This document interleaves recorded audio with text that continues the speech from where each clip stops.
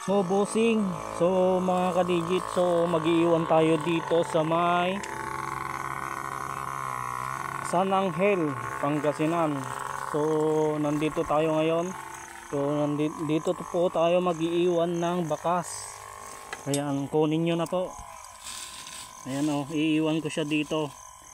Ayan, nandyan lang siya. So dito po yung